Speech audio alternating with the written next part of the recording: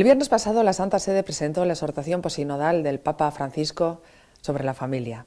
La alegría del amor recoge los resultados de los dos últimos sínodos en los que ha participado Monseñor Mario Iceta, presidente de la Subcomisión de Familia y Vida de la Conferencia Episcopal y Obispo de Bilbao. Monseñor Iceta, ¿cuál fue su primera sensación tras leer los 9 capítulos y los más de 300 párrafos, que ya da para mucho? Bien, pues primero me llamó la atención la longitud del texto. Luego entrando en él, pues me ha llamado la atención positivamente muchísimas cosas. Primero, pienso que es una exhortación muy realista, aterriza en los problemas de la familia, aterriza en las luces y las sombras de la familia, la visión que da también desde la Sagrada Escritura.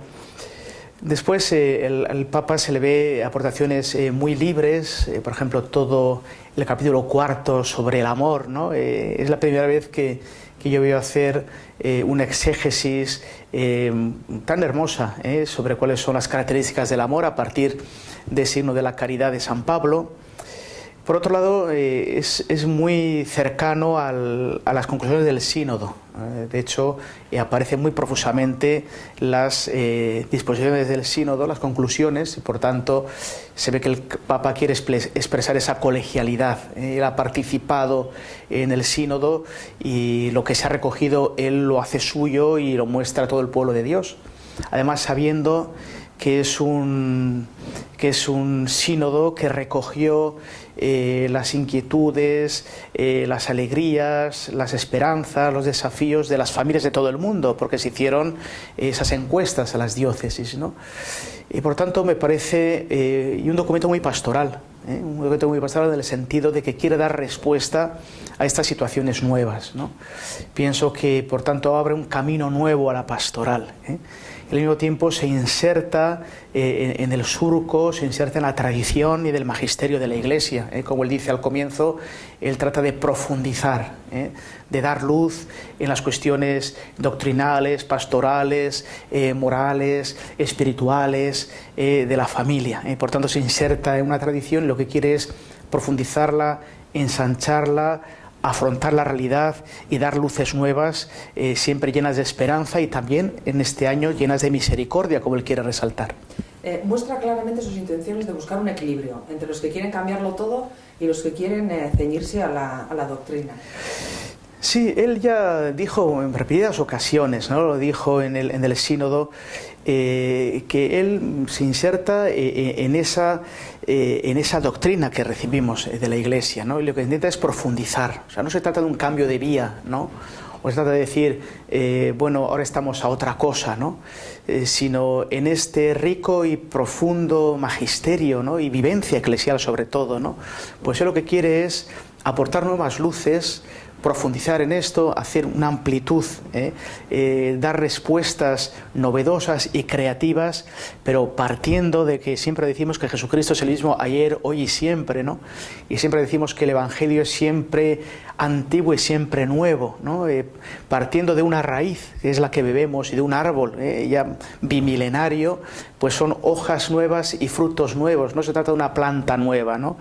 Por tanto, yo pienso que él se sitúa en una posición muy realista, que se trata de dar luz a partir del acervo de 2000 años de vivencia cristiana y sobre todo desde el Concilio Vaticano II hasta ahora. De hecho, él en un capítulo, en el capítulo 3, repasa algunos hitos muy puntuales pero muy importantes de lo que ha sido el magisterio eclesial los últimos 50 años, que ha sido muy profundo y muy profuso, ¿no?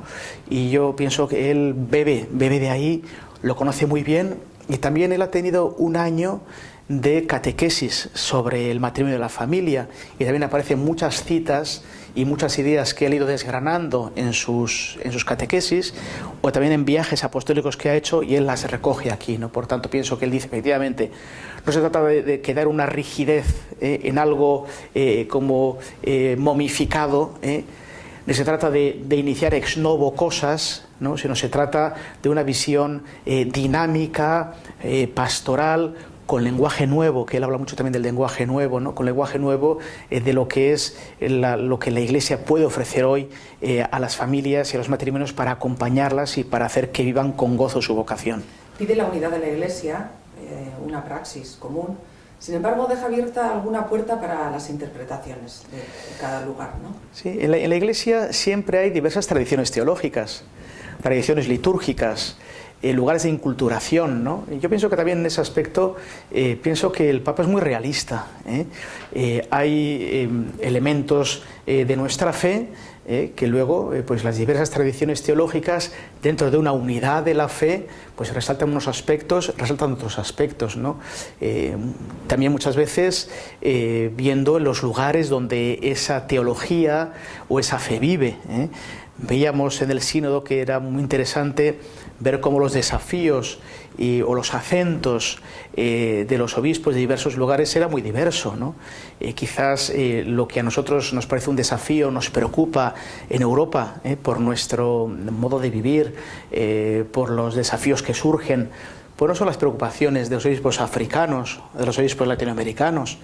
Y luego pues el magisterio, todos los magisterios y todos los papas, siempre se mantiene al margen de corrientes teológicas, expone los fundamentos de una verdad revelada y después matices, acentos, cada tradición y cada lugar pues los utiliza, ¿no? Entonces yo también pienso que en este aspecto el Papa es muy realista, viendo que la Iglesia Universal es tiene tanta policromía y es tan amplia, dirá, pues lo que resuena en Europa seguramente no será lo mismo que resuena en Asia, y él quiere hacer un servicio a todos los lugares y por tanto deja que resuene de modo distinto en todos los lugares, como es propio de un magisterio pontificio para la Iglesia Universal.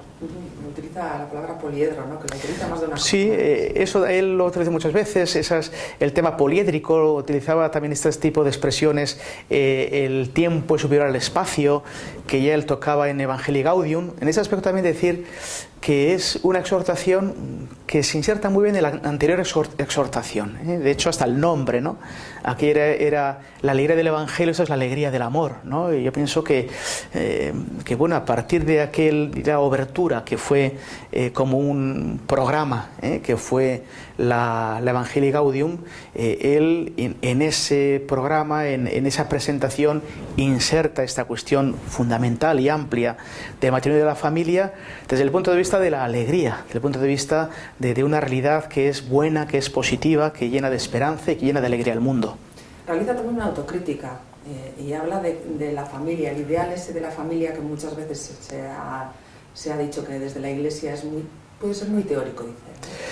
Sí, ciertamente el magisterio tiene, como digo, pienso que es un magisterio muy rico y muy amplio, pero a veces puede verse como si fuera algo estático, algo que está como muy bien de los enunciados, pero como que la vida prosaica, la vida de cada día, fuera diversa. Por eso el Papa le ha querido dar una dimensión eminentemente pastoral, Es decir, ahí tenemos esta revelación, esta doctrina rica, profunda, hermosa, de lo que es el amor humano, de lo que es el amor matrimonial, de lo que es la familia, pero ahora tenemos eso que llevarlo a las familias corrientes, o lo que es a la vida familiar, ¿no? Como digo, con sus momentos de alegría y también con sus esfuerzos. Él habla también de las heridas, de los sufrimientos. De eso ya los primeros capítulos, el primer capítulo mismo, ¿no? Donde aparece ese Salmo 128 con el que él abre toda la exhortación, uno de los apartados es también la experiencia del sufrimiento y de la cruz, ¿no? Y además también en este ámbito del año de la misericordia, ¿no? El hecho de que él dice, no, es que la Iglesia quiere acompañar cada situación, ¿no? Como Cristo el Señor acompaña cada situación, ¿no? Y muchas veces son situaciones, como digo, pues que son en camino, y por tanto nunca son expresión plena y acabada, ¿no? Sino siempre son situaciones dinámicas, ¿no? Yo pienso que esta palabra también de dinamismo, de ser consciente de las limitaciones, sabiendo que hay un camino que queremos llegar y es un camino que en cierto modo se hace presente, ¿no? Pienso que es muy importante, ¿no? Esa intención de acompañar, de caminar. Y también vuelvo aquí a hablar de la cuestión del lenguaje, ¿no? es algo que ya se pidió en el sínodo. Muchas veces quizás hoy no comprendemos, no entendemos a veces lo que las expresiones de la Iglesia quieren decir, ¿no? O incluso no percibimos la grandeza, verdad, bondad, belleza que se esconde detrás de esos enunciados que quieren significar y que se pueden realizar en la vida matrimonial, ¿no? Y yo pienso que en ese aspecto el Papa, como digo, quiere aterrizar, quiere ser muy inmediato, muy cercano, muy real, y ver esos aspectos positivos, también ver esas sombras, ¿no? Por eso pienso que es una exhortación muy realista, que abre un camino nuevo a la pastoral. Yo pienso que hay una novedad pastoral, un modo nuevo de acompañar a los matrimonios y a las familias. Le voy a referir a algunas cuestiones de gran calado social y para abordarlas brevemente. Por ejemplo, dice el Papa en la exhortación: la Iglesia rechaza con todas sus fuerzas las intervenciones coercitivas del Estado a favor de la anticoncepción, esterilización e incluso el aborto. ¿Es un tirón de orejas para quién? Pues yo pienso que el Papa vuelve a poner encima de la mesa elementos fundamentales, ¿no?, de una antropología cristiana, ¿no? Vuelve a mostrar lo que es la belleza de la relación matrimonial, la belleza de la sexualidad, la belleza del amor verdadero que se entrega y que recibe, ¿no? Un amor que entrega también la corporalidad y que recibe la corporalidad, y en ese don y en esa entrega es donde surge una vida nueva, ¿no? Entonces yo creo que él lo que hace es volver a ser consciente, él como pastor que ha sido de la Iglesia de Buenos Aires, ¿no?, y además es un pastor muy a pie de calle, pues él sabe las dificultades, muchas veces pues de orden legal o de ideas que imperan y que cuajan en la sociedad, pues que alteran esta bondad y esta belleza de esta entrega y de este surgir la vida, ¿no? Pienso que él pues nos alerta, como digo, ante ideas, ideologías que a veces se plasman en legislaciones, pues que coaccionan en cierto modo, ¿no?, pues esa libertad y constriñen esa belleza del inicio de la vida, ¿no? Él vuelve a poner encima de la mesa una idea constante de toda la vida del magisterio de la Iglesia, que es la santidad y la bondad del acto conyugal, y la santidad y bondad de toda vida humana que viene a la existencia y que debe ser acogida. Y hoy vemos cómo estas cuestiones, como las cuestiones del aborto, o las cuestiones de cómo se concibe en la relación conyugal, pues se ven alteradas o se ven como aceptadas en una antropología que no es adecuada, ¿no?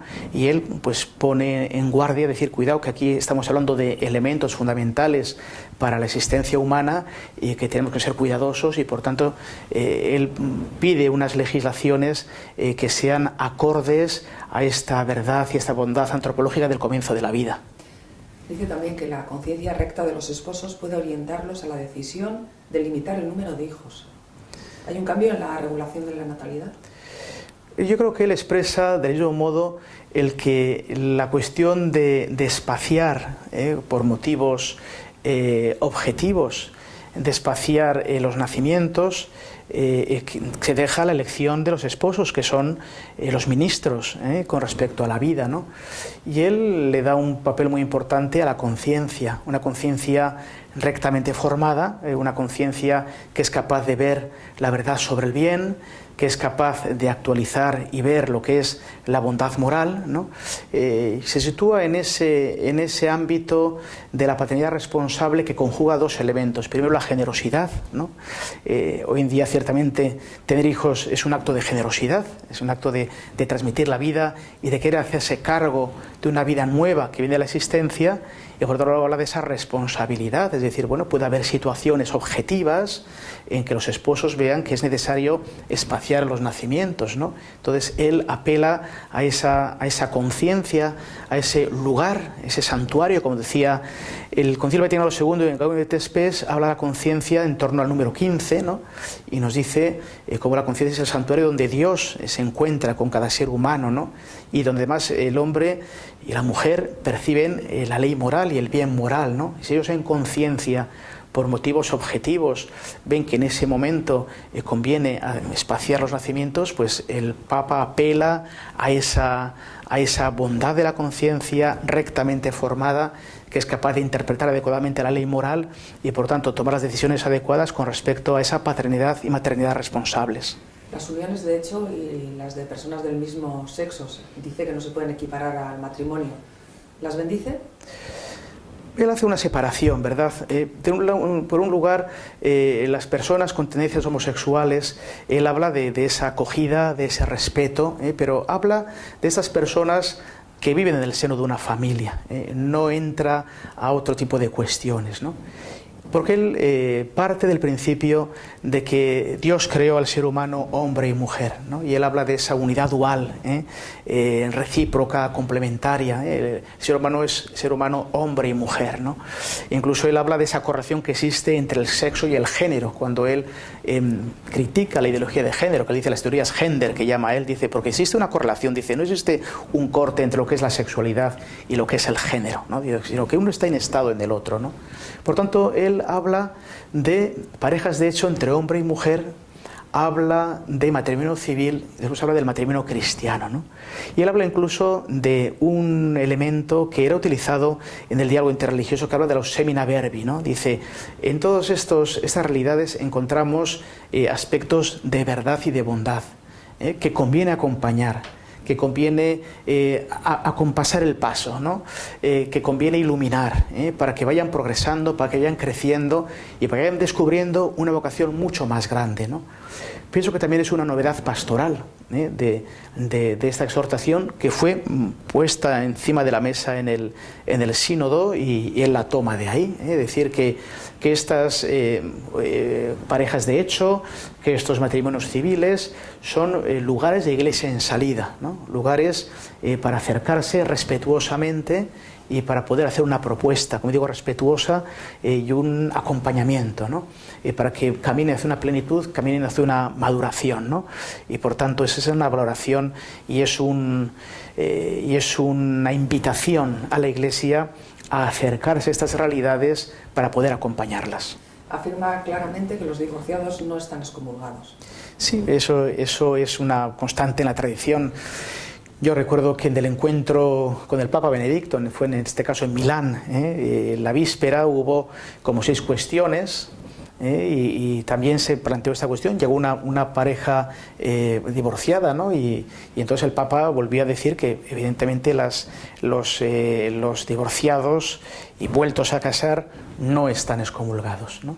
Y ahí aparece pues un desafío grande para la Iglesia, que es cómo poder acompañar a estas personas. Ahí aparecen 3 elementos. Él prácticamente lo toma al pie de la letra del sínodo, ¿no? En el sínodo se hablaba de un acompañamiento, un discernimiento y una integración, ¿no? En primer lugar, acompañar. Ponernos junto a estas personas, que además el hecho de una separación, de un divorcio, son hechos muy dolorosos, para todos los que intervienen y para los hijos, ¿no? Entonces, esa situación de dolor requiere de ese ungüento de la misericordia, no del acompañamiento, ¿no? Acompañar, hacernos cercanos. Creo que es una palabra clave en la exhortación y una palabra clave para una pastoral familiar, ¿no? Después aparece la palabra discernimiento. Discernir. Discernir cuál es la verdad ante Dios de esas personas. Y además, un discernimiento como un ministerio eclesial. Ahí se habla de los sacerdotes que acompañen a estas personas.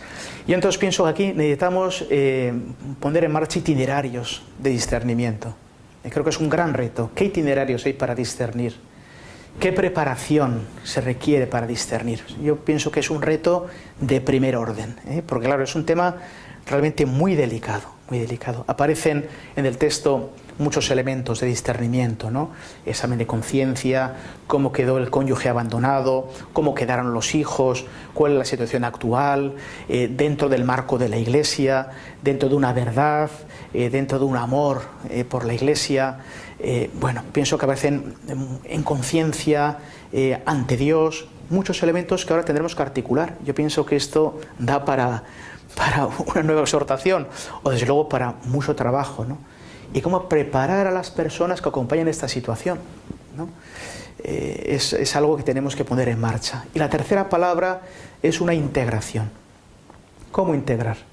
El Papa mismo dice que no se espere de la exhortación y del sínodo un cambio de la disciplina canónica, que él no pensaba en este cambio, ¿no? Por tanto, hay una continuidad del magisterio, ¿no? Pero cómo integrar también es un gran desafío, que pienso que requiere primero una gran pedagogía, también para la propia comunidad cristiana que está llamada a acoger a estas personas, cómo acogerlas, ¿no? Y luego en qué elementos concretos deben ser acogidos, ¿no? En esto el Santo Padre no entra, ¿no? Prácticamente, como digo, asume lo que decía el sínodo en una más plena integración de estos hermanos en la vida de la comunidad, en la vida de la Iglesia, ¿no? Y pienso que aquí también requiere una reflexión que hemos de iniciar, ¿no? Al hilo de esta indicación del Papa, pues cómo poder llevar adelante esos tres elementos de acompañamiento, de discernimiento y de integración. Y pienso que en un tiempo ya, los próximos tiempos cercanos, tendremos que ver cómo esto se le pone ruedas para que realmente se lleve a cabo esto que la exhortación nos pide con respecto a los divorciados y a los divorciados vueltos a casar. Tenemos un gran desafío por delante, además de otros más que tenemos, que tiene la Iglesia en general y la nuestra en particular. La exhortación considera que es un ideal, que es al que quiere llegar el Papa, pero pone unas luces, unos focos por lo menos, ¿verdad? Sí, yo pienso que, como digo, es una visión muy realista del matrimonio y de la familia, ¿no? Y no habla tanto de un ideal, porque sería como algo que no es capaz de llegar nunca. No recuerdo en qué punto dice, me llamó mucho la atención, tendría que revisarlo, que él dice que al fin y al cabo Dios no nos pide más de lo que en cada momento podemos dar, ¿no? Y como digo, él habla de una visión dinámica de la familia y del matrimonio, ¿no? Pues que es una realidad a crecer, es una realidad a desarrollarse. Y además en el Evangelio aparecen siempre estas imágenes del grano de mostaza que tiene que crecer, ¿no? Entonces él dice, sí, sabemos a dónde caminar, pero también es verdad que esa realidad está presente hoy, no es que esté lejana y que nunca se llega, ¿no? El Señor se hace presente en lo cotidiano, con sus limitaciones, y ahí es donde Él nos pide una respuesta, y Él siendo más consciente de nuestra situación, tanto personal, con luces y con sus limitaciones, como de pareja y como de familia, ¿no? Seguramente no es lo mismo lo que puede dar unos recién casados que llevan con su juventud, con su inexperiencia, de lo que ya un matrimonio que quizás lleva 15, 20 años, donde eso está asentado, ¿no? Y bueno, ya es un árbol que crece y es un árbol con profundas raíces, o ya de un matrimonio que lleva 40, 50 años, donde bueno, ya es un roble antiguo inamovible, ¿no? Bien, yo pienso que la idea es que el Señor siempre nos acompaña en toda situación y el Señor siempre le agrada lo que en cada momento el pequeño fruto que podemos dar es lo que Él nos pide, ¿no? Y entonces me parece que eso también nos llena de alegría y de esperanza, ¿no? El Señor no está esperando que nuestro matrimonio sea perfecto, ¿no? Sino que en ese claroscuro de la vida y en esos días que hemos hecho cosas magníficas, hemos metido la pata, que a la noche pedimos perdón antes de acostarnos, pues el Señor lo bendice y está presente, ¿no? Y pienso que eso es lo más hermoso, lo más bonito que nos ofrece también esta exhortación. Pedía 3 palabras, decía, para el matrimonio, ¿no? Permiso, gracias y perdón. Sí, eso fue de una hermosa catequesis que él dio, ¿no? Como digo, se ve que el Papa es una persona que ha tenido trato con muchos matrimonios, que nos conoce muy bien, ¿no? Y habla con ese lenguaje que todos entienden, porque es el lenguaje de cada día, ¿no? Por eso se trata de acercar pues esos grandes principios, esas grandes reflexiones, que están muy bien, pero acercarlas ahora a lo cotidiano, ¿no? A lo sencillo, ¿no? Y él con esas palabras sencillas es capaz de traducirlas y hacer sobre todo que nos llenen de alegría. Y él, además, en esa exhortación, él agradece a los matrimonios su fidelidad. Y él es consciente, como digo, pues de muchas veces pues dificultades y cruces, pero bueno, por encima de eso hay una fidelidad, ¿no? De los esposos y una fidelidad de Dios, que nos ayuda a caminar. Entonces él dice, y esto es lo que sostiene la Iglesia, lo que sostiene el mundo, ¿no? Y él pues también hace un gran canto de agradecimiento a los matrimonios que que día a día siguen entregándose, y también aquellas situaciones de dolor o de fracaso que también ellos pueden aportar, ¿no? Y pienso que el Papa siempre estimula para seguir adelante, ¿no? Dios siempre se acerca y Dios siempre abre una puerta, ¿no? No hay situaciones desesperadas, no hay situaciones absolutamente irrecuperables, ¿no? El Señor siempre abre una puerta y un camino, ¿no? Por eso pienso que es también un canto a la esperanza y al agradecimiento de esta exhortación apostólica. Son algunas claves. Por supuesto necesitaríamos mucho más tiempo para reflexionar sobre todas las que apunta el Papa Francisco. Muchísimas gracias, Monseñor. Encantado, y un saludo pues también a la diócesis. Yo espero que en nuestra iglesia local pues acojamos con gozo esta exhortación. Tendremos ocasión de ir desgranándola. Haremos algunas jornadas con el Instituto de Diocesano de Teología Pastoral, con la delegación de familia, los responsables de familia. Pues iremos haciendo, como digo, ponerle ruedas a estas cuestiones, pero en este momento yo sí pediría esta acogida agradecida de la exhortación posinodal, con el compromiso de que entre todos la podamos poner en práctica, porque va a dar un gran fruto para el matrimonio, para la familia, para la Iglesia, para toda la sociedad, y también para gente pues que sufre y que lo pasa mal. Pienso que va a ser un estímulo para una pastoral renovada. Es que ricasco.